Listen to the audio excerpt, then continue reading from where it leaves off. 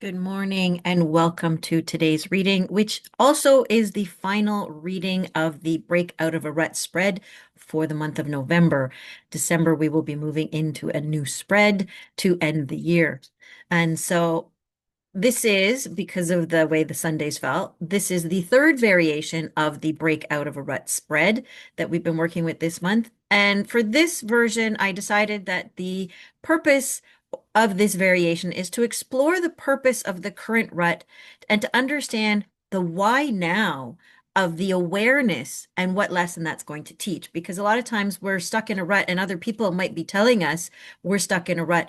It's the moment that we see and accept that we are in a rut because we can see and go, oh, well, brush it away. But it's the moment that you see, oh my goodness, I really am stuck in a rut and I need to get out of this and wanting to understand how to get out of it, but also why now after being some ruts we've been in for years, right? And so going like, why now? What is it about now that is really bringing this to my attention? So as I shuffle the shuffle the deck, not the question, the guiding question that I have for us today is, how does your understanding of your current rut impact your growth and development? So we're going to shuffle that in. So think about the most recent rut that you might have come to be aware of, or it can even be something that you're working through. Um, and if there's nothing that comes to mind, you can just ask yourself kind of like kind of go with whatever's coming up is going to be about the next big rut that you become aware of. So how does your understanding of your current rut impact your growth and development? And one of the things about this is that the impact can be both positive and negative because sometimes we stay in a rut because there's something we have to experience before we can get out of it. And so I really um, like to focus on kind of neutralness to the questions that I ask, and because judgment and opinions kind of always come after. Whoa, I got one here that wants to come out, so we'll look at that later. I have, again, 8 cards in this reading. And now we will cut the deck, find our cards.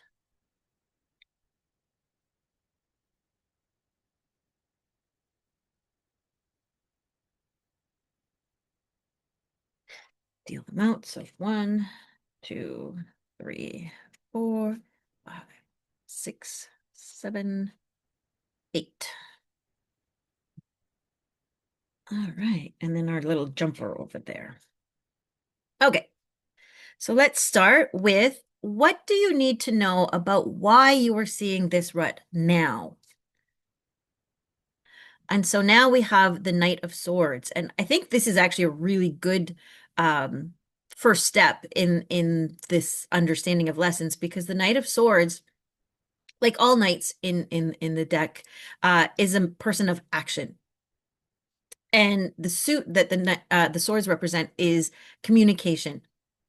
It can also in some ways it also connects to legal kind of thing, not necessarily lawyers, but contracts based and anything that deals with law. And this can be unspoken law, right? Like this can be the relationship contracts that we have amongst ourselves. It can be, like when you have a job, it can be the hidden curriculum kind of the world as well. So it's understanding and misunderstanding of these rules and regulations that we live and abide by.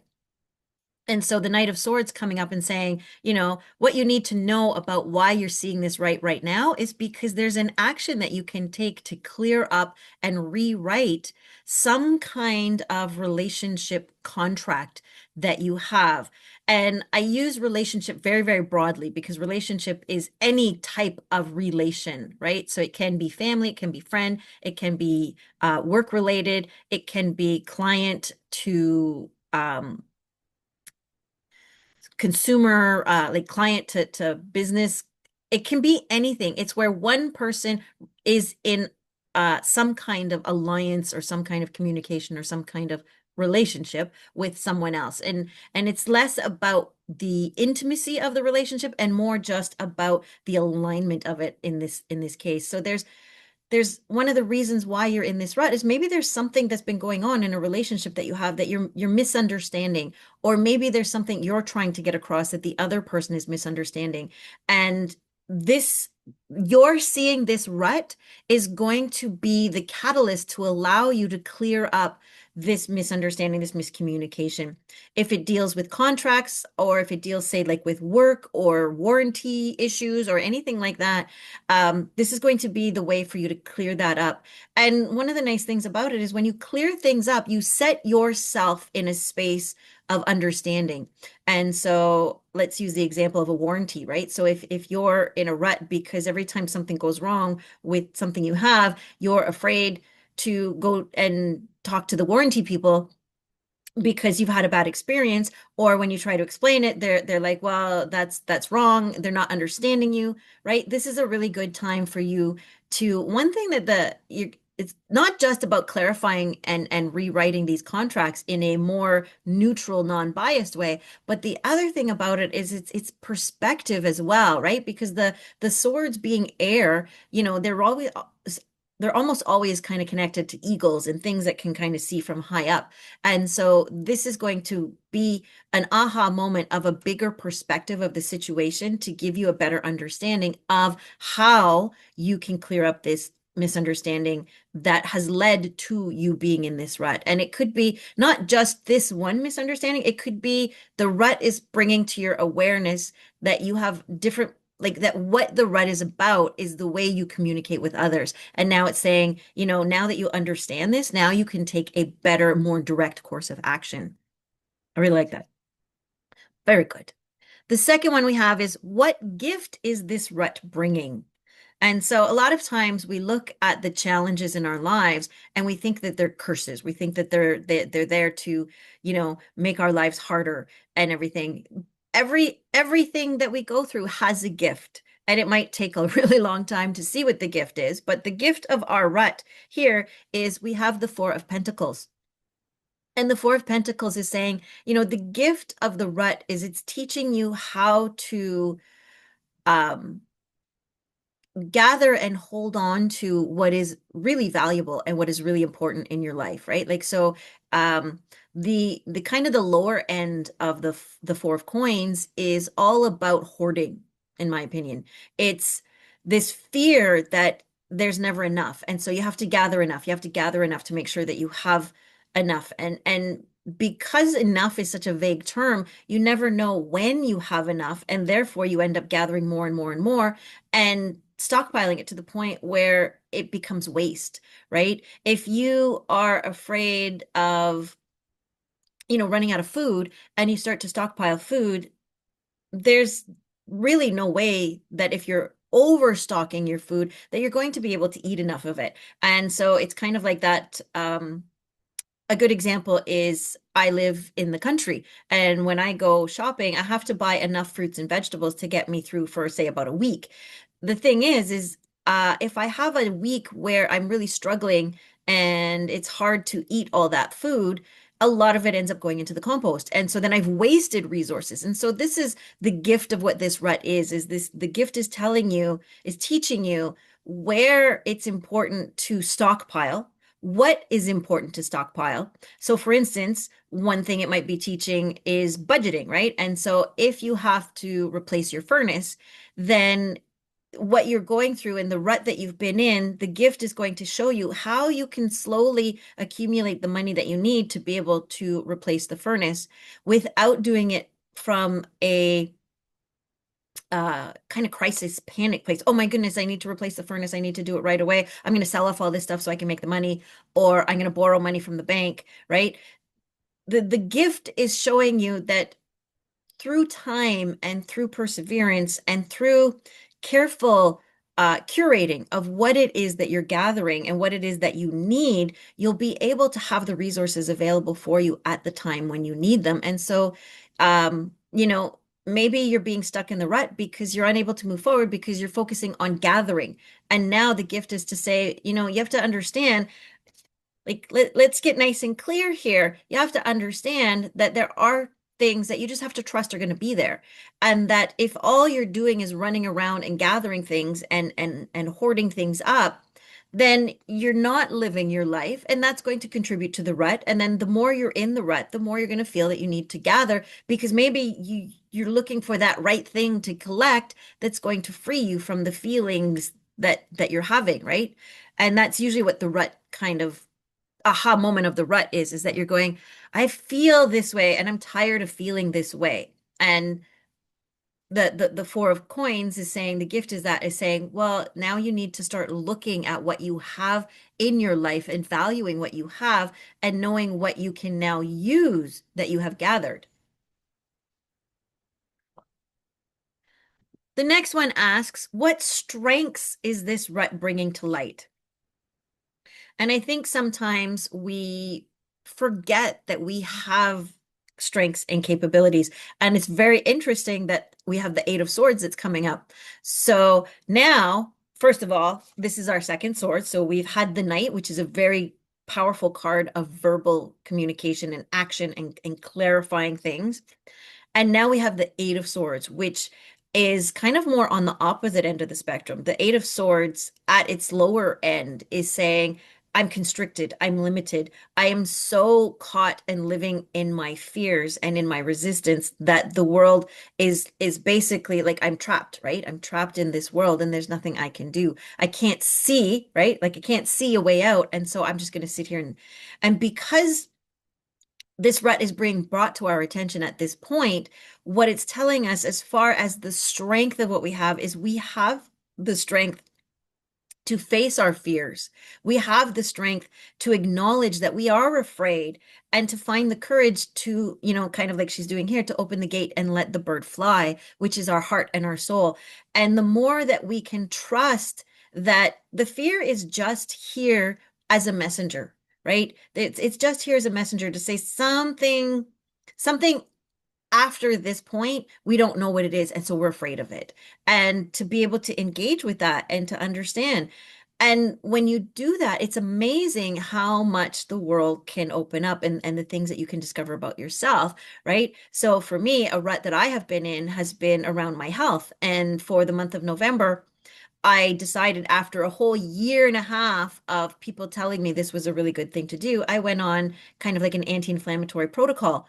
And I fought it. I was afraid of it. I had so many stories about why it was never going to happen, why I couldn't do it. And now today I have completed 30 days of this protocol and regardless of the impact of it has, to be able to be here and say, I faced that fear and I did the 30-day protocol like I was asked so long ago. And I fought so hard because I kept saying I couldn't do it. It wasn't possible.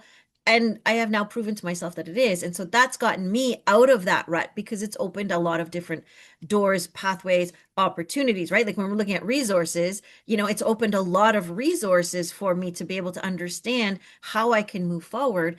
And then you're looking at the stories that you're telling around what's going on. So that's just an example of how these cards kind of can go together. And if you're thinking about what's going on in your life, what are the fears that you are now facing and the rut is bringing up that you have to face, right? And now you can see you have the resources to meet that fear face to face and move beyond, right? And in doing so, you're going to change the story that you're telling and into a more powerful story. The next one we have is what patterns live in this rut? Patterns, we like patterns. Brain likes patterns. It looks for patterns everywhere, right? And so if there's really, really strong, recognizable patterns, it makes it a bit easier to see them, but a bit harder to break them.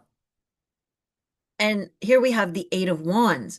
And that's interesting that this is living here in the patterns of this rut because the Eight of Wands is all about speed, right? It's all about things picking up and moving faster. And when I think about how that relates to this question, it's the patterns of moving faster than you can kind of think in the sense of like the way it works is when you're stuck in a rut, right? You have a pattern of seeing something and automatically going for it without stopping to think.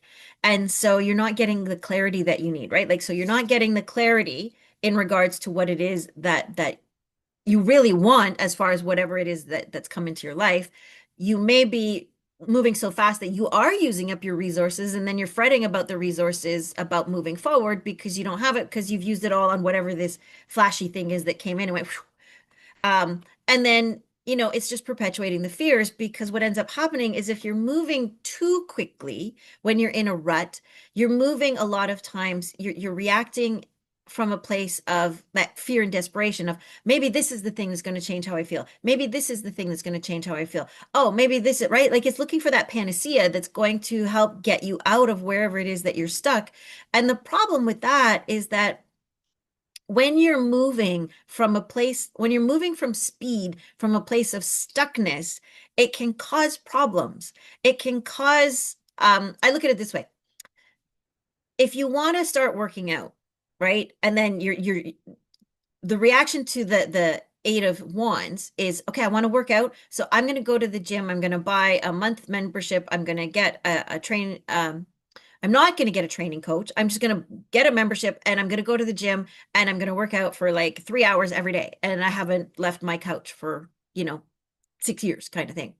Well, after a day, you're going to be really disillusioned because after you've, kind of put your body through that, your body's going to start to say, hey, we like moving, but we're not going to move today. And so then you start to say, well, that was the wrong thing. I guess I'm wrong. And you give up altogether. And then you just kind of wait for the next big, ooh, how about this? Right. And so when you're stuck in a rut, the problem is it has to be done in incremental steps. I wouldn't go so far as to say baby steps, but to do giant leaps is only going to push you back deeper into the rut because when you do the giant leaps before you're ready, then it causes you to feel like you failed.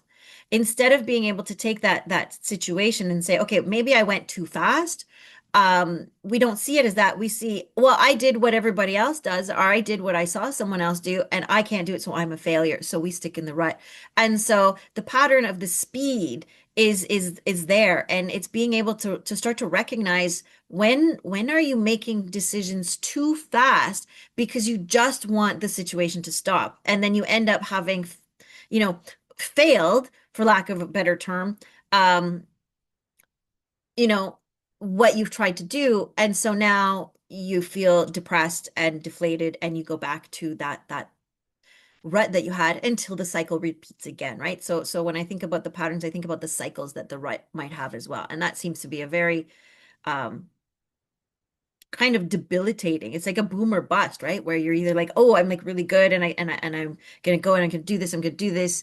And then you find that it's not sustainable, right? A lot of times that's what it is it's not sustainable. And so you end up giving up and then you go back and you're going, well, what's the point? Because everything I've tried, it's not sustainable. And then that's also like when you say things like every time I've tried something, it hasn't worked out, you globalize, right? Like you really generalize things, and then that really takes the power away from the things that you have done that have succeeded and pushed you a little further out of the rut.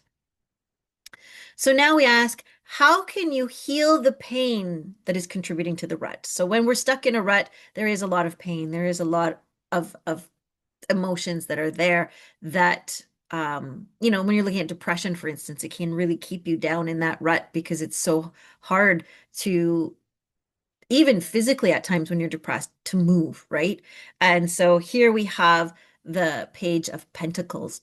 And what's interesting is when you're stuck in a rut, right? One of the pain points of this stuckness in this rut, for instance, might be that the page is invitations, right? So the pages come in and they have offers from their realm, and the Page of Coins will come in with an offer of some kind of physical activity. It could be going out and doing something. It could be trying some new food. It could be, changing the arrangement of the furniture in your house. Whatever it is, it's going to be a physical or a tactile kind of invitation. And what ends up happening is when we get stuck in these ruts, we still get the invitations, but we either ignore them or we deny them. And by doing either of those, we end up telling ourselves we're not getting the invitations, right? So there might be something where you're sitting there and you're stuck in a rut and something needs to shift, right? Something in your world needs to shift. And you might get a flyer that says that there's a new bowling alley that's opened up. And you're like, oh, well, it's too far away. It's it's not something that I like to do. And maybe that is the case. However, the invitation is less about the bowling alley and more about, hey, maybe it's time to get out and do something fun. You might get an invitation that looks like a friend saying, hey, I got this great new recipe. Do you want to try it out? And it's not about the recipe.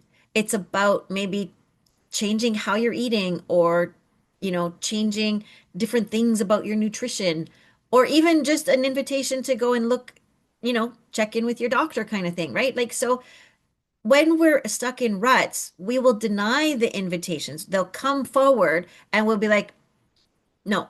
And then once you're in the rut, you're like going, well, nothing ever changes, right? Like there's nothing ever happening. There's no invitations. And so I just sit here and I have nothing else to do. So that will contribute to the pain because the more that you start to put the blinders on to the invitations, or the less you're open to interpretation of what the invitations are, the harder it is to move forward. And that does cause a lot of pain and frustration. And not just to you, right? Like, so the pain and frustration might be the people around you as well, saying, hey, I keep asking you to come out and I keep asking you to do this thing with me, and you keep saying no. And so now I'm upset, or they start to peter off and they stop inviting you. So then you feel more isolated and alone, right? So it's a very painful cycle to get stuck in. The next one is, what is the main function of this rut? So here's where we're getting into the lesson, like kind of the nitty-gritty of this rut. And here we have the devil. Devil is in the details, right? So the main function of the rut is not to get us trapped in temptation and not to have us, chained up like the devil tends to kind of portray, but it's to help us be aware of where we are chaining ourselves. It's really interesting because sometimes I think of the devil, which is a major arcana card, as like the overlord of the Eight of Swords, because they do kind of hold that similar thing where we put ourselves in these situations to be trapped, right? We trap ourselves with the stories we tell, we trap ourselves with the choices we make. And then the devil comes out to say, yes, but it's not your fault. It's someone else's fault. And so the function or the purpose of the rut that we're in is the victim, right? Like it's here to allow us to feel justified in playing the blame game.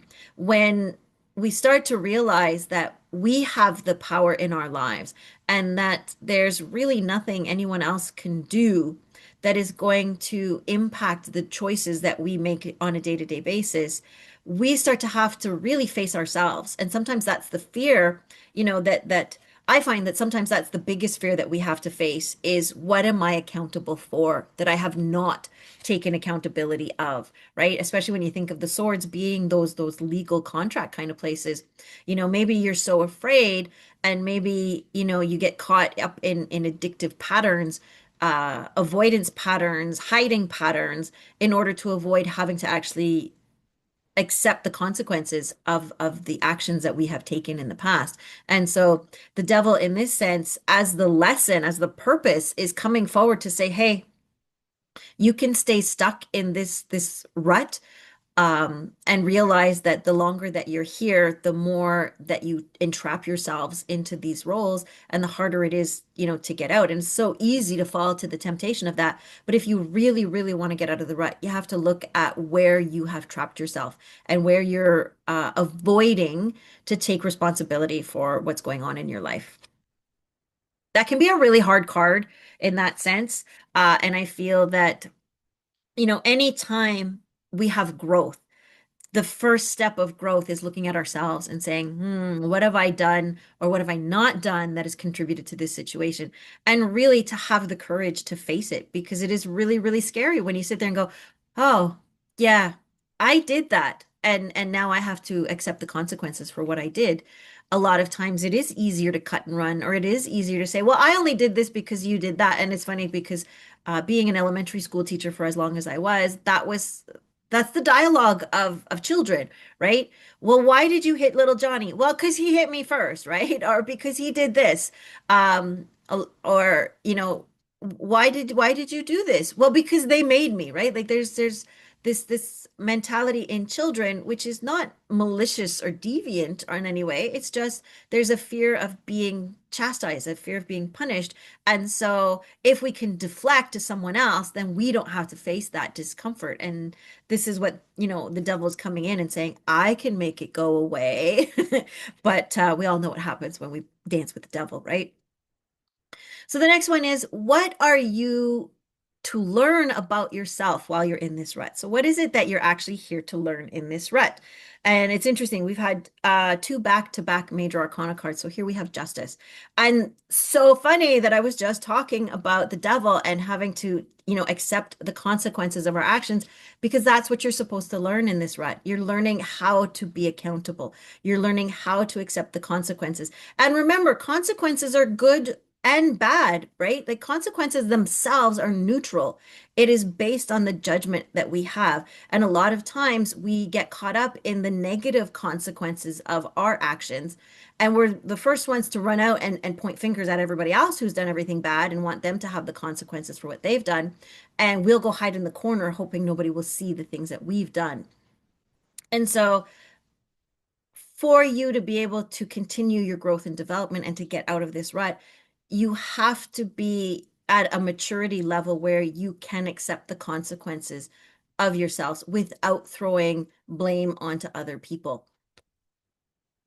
even if they are to blame, right? That's the big thing about um, justice isn't about pointing fingers. It's about self justice, right? Like it's about looking at yourself and saying, okay, this is what I'm responsible for.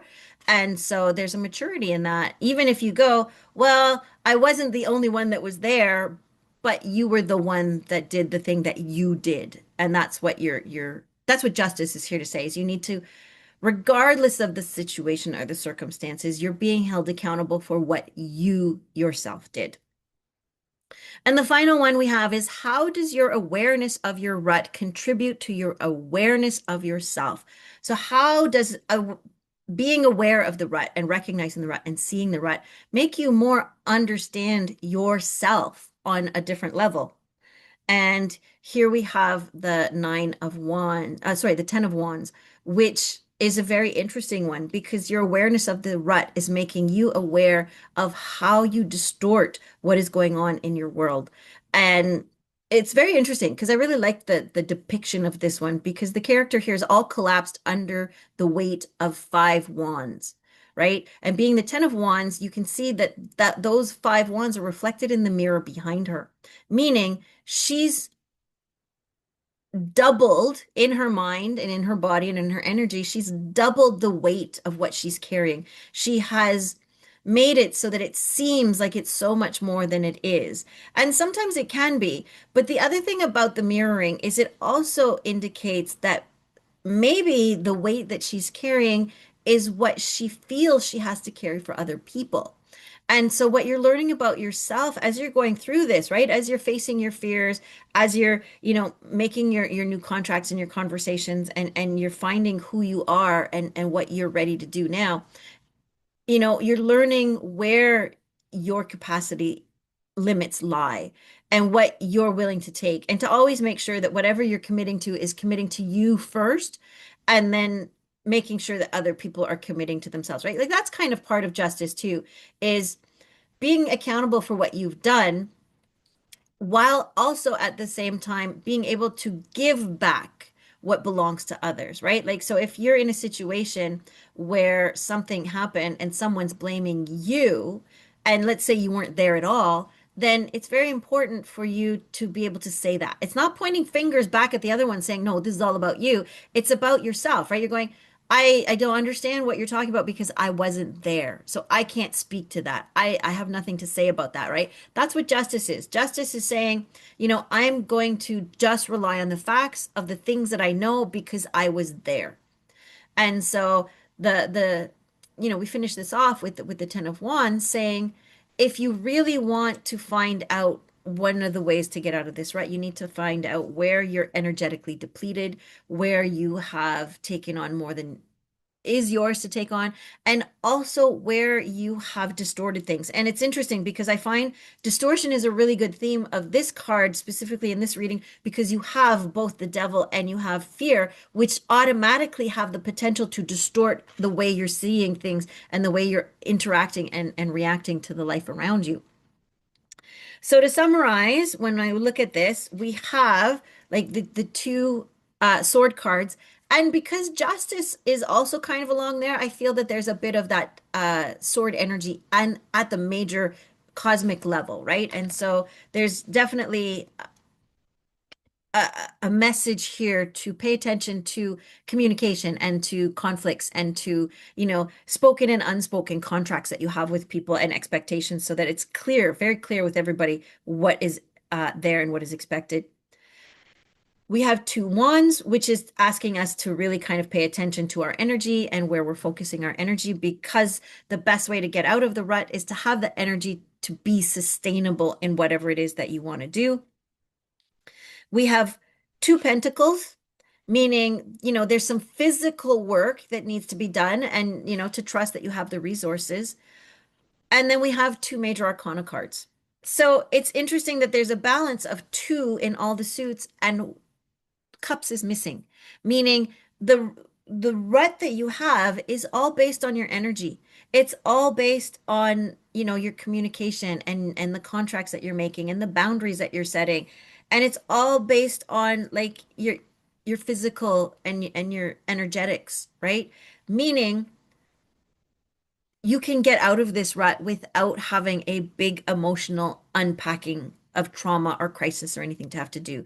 And, like having the devil and justice as the two major arcana cards is also saying, there's a bit of karmic, cosmic lessons here, right? This rut is not the first rut of this theme of your life that you've encountered. It may be a bit more hardwired because being that it's a cosmic one, we tend to want to avoid those ones. And just the fact that you have these two cards here is an indication that this is something that maybe we have been denying, maybe we have been refusing to face, and now is the time to do this. So I hope you have enjoyed this reading. I hope it gives you some clarity in whatever rut that you're identifying and ready to come out of. And if you're liking these videos, please like, subscribe to the channel, and I will see you again in December when we start with a brand new spread. Take care. Welcome back. I finished the reading and I realized that I forgot our jumper. So I decided to come back on and add this as a quick tack on to the reading. So here we have the moon is the card that jumped out when we were going through the shuffling process. And it's interesting to have the moon here because the moon, when we're looking at the identification and stuff like that of the rut, I have a feeling that what the moon is saying is, you may have identified the rut. However, there's things that are still involved with the rut that are unclear, right? The moon is definitely like when the moon is out, obviously, most of the time it's nighttime. And so it's hard to see everything clearly and it's hard to understand things. If you're walking a path, it can be difficult to identify the tripping hazards that might be there for you. And so it's really important when you're looking at the rut to stop and pause now and then to make sure that you're getting clarity and that you're understanding. And the other big thing about the moon is we don't see the moon, right? So when you're looking at the rut and identifying the rut and the lessons of the rut at this point, you may have seen the rut, but you may not see the reason for the rut at this point, right? Because the moon, we see it because it reflects the light of the sun. And so there's something in your life that is reflecting on this rut. And so there's going to be something that you need to identify first. Like, what is it that has brought this to light, is kind of what I'm saying. And so the rut has been hidden in the shadows and it's been in the darkness, and something in your life has happened to make you aware that you're in a rut. And that's what you need to look at first is what is it about that situation that has brought the rut to life? And that will help to get some greater clarity on what's going on. Also, I'll say this makes it three major arcana cards that we have in this reading, and considering that this popped out before any cards were laid, it's meaning what's going on right now as far as the rut that you're identifying is definitely a key developmental lesson that you're going to be going through. And to really, the other thing is along with identifying what has brought light to the rut, it's also important to trust your intuition during this process because your intuition will definitely help you. And with that, I'm going to say this also is what brings water into our reading because we didn't have any cups in the reading. But having this card here is really interesting because it doesn't necessarily speak to like big emotions, but the moon card also brings your intuition, right? Like that hidden part of yourself needs to come out and be brought to light. So I hope this adds a little bit more to our reading. And again, I will see you next time. Take care.